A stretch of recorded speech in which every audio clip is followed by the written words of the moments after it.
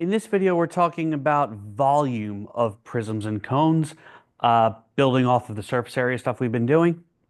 So what is volume? Take a look at the prism here or sorry, the cylinder and the prism. Basically, volume is how much space does this take up? Or if I were to give you a prism, how much water would this hold if we filled it all the way up to the top? So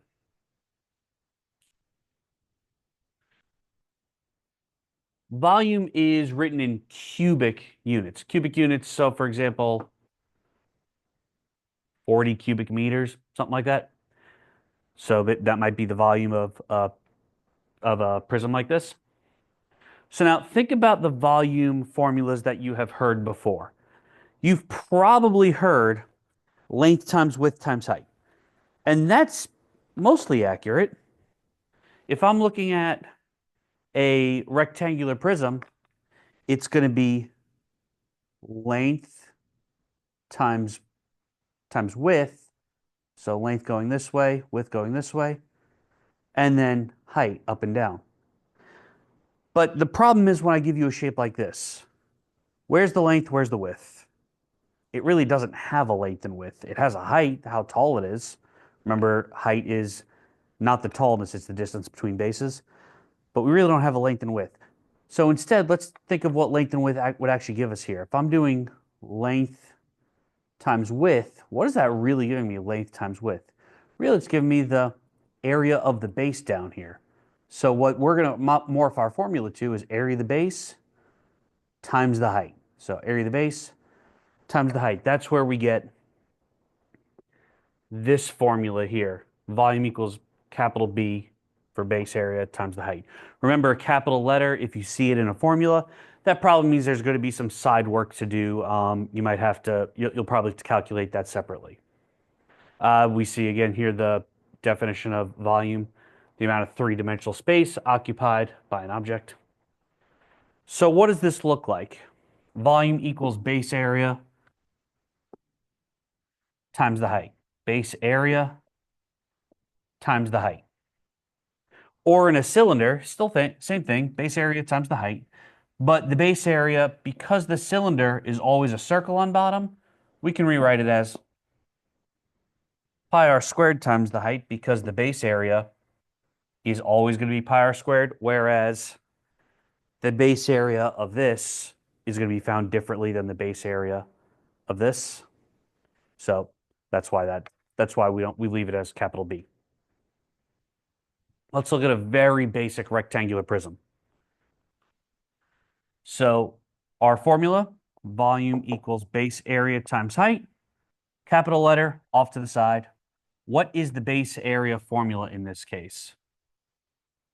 Well, what kind of shape is that on the base? It's a rectangle. Rectangle formula, base times height. So the base is 9 times 6 for that rectangle. So my base area is 54. And then the height of this is 3. So then putting that together, volume is 54 times 3. So my overall volume is 162 cubic centimeters.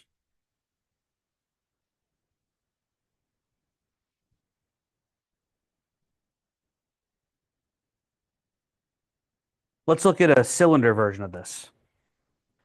Again, volume equals base area times the height. See a capital letter, work it on the side. What's the formula for base area in this figure? It's pi r squared. So base area equals pi times 9 squared. So my base area is 81 pi square feet.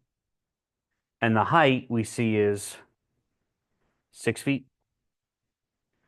So that's what we're going to multiply together. 81 pi times a height of 6, and we end up with 486 pi cubic feet. So that's how we calculate volume in basic problems. Let's look at a slightly more advanced one. By the way, if we were to calculate the apothem by finding the angle and then doing all the things that we did last chapter, we would find that the apothem is actually 6 root 3. So let's work with that instead. So once again, what kind of the name here? What kind of shape is this? This is a hexagonal prism.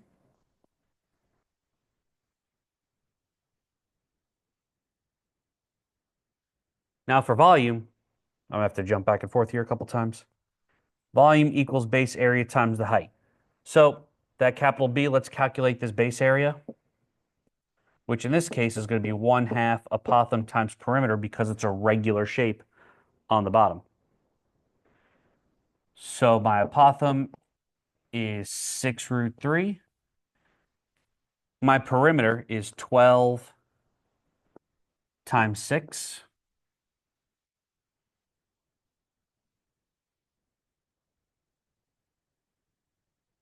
which is 72. And when we multiply all of that out, it's going to end up being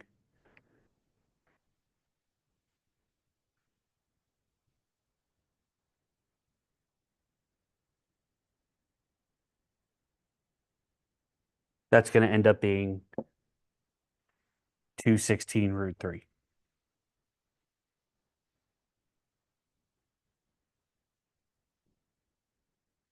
So that's our base area to plug in. See if I can move that up a little bit, make this a little bit cleaner for you.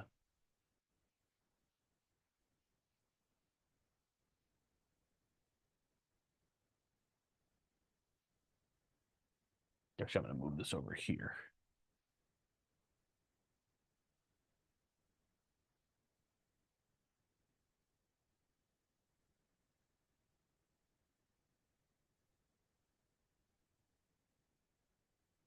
All right, so now we have our base area.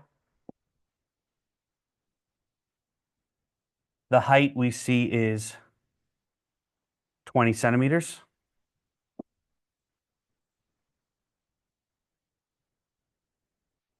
And when we multiply all that out, we get 432 root 3. So that is our final answer. 432 root 3 cubic centimeters. Let's work on a cylinder. So for the base area, just like before, volume equals base area times height. So for the base area, I have a circle with a radius of 6. So my base area in this case is pi r squared. Pi times 6 squared. So my base area is 36 pi. This is a cylinder. The height is 18 inches. So now we got everything we need. The base is 36 pi. The height is 18. And so we get a volume of 648 pi.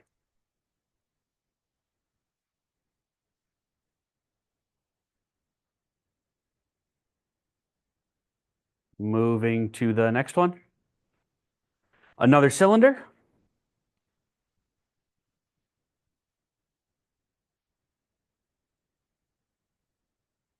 So this one I have a circle where the radius is 2.5.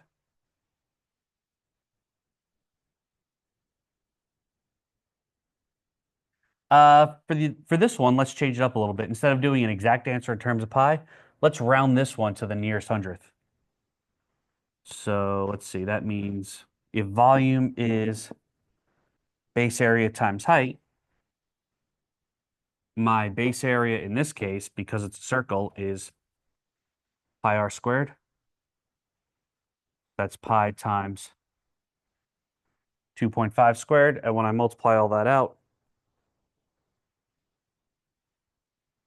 I get 19.63.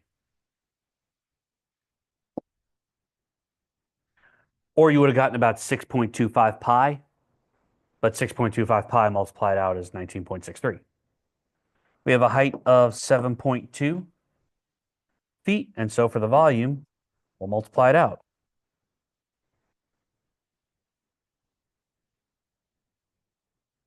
Which one? I put that there.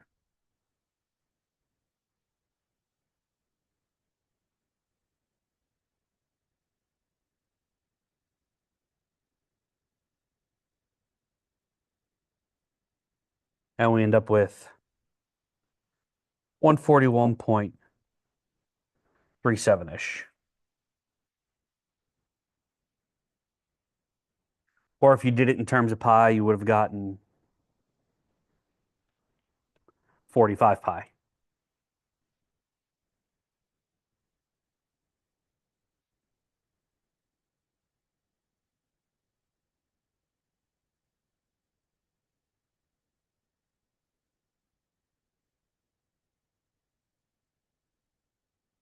Okay. And let's look at one more. This one is definitely the hardest one on here. So again, this is a triangular pyramid prism.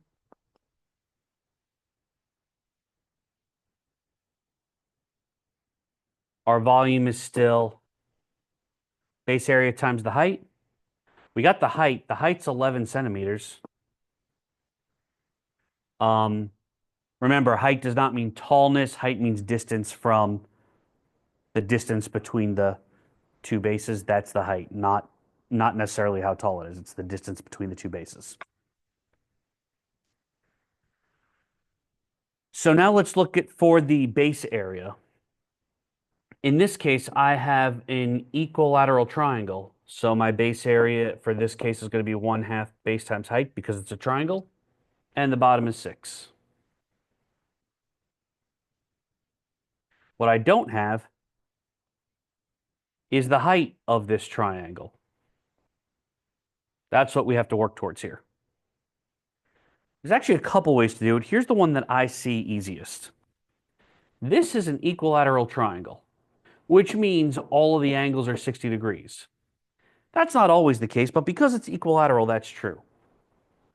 So these all started as 60-degree angles. Second thing is that the height always has to hit at a 90-degree angle. So what just happened here? We created a 30, 60, 90, and this half side is 3.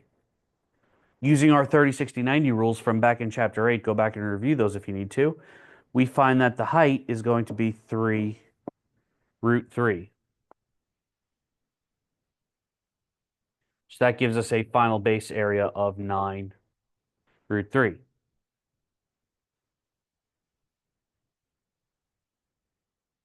So now when I'm plugging things into the volume formula, I have a base area of 9 root 3, a height of 11.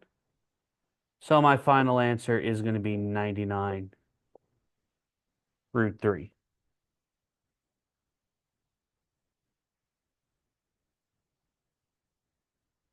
So that's how we find volume of prisms and cylinders.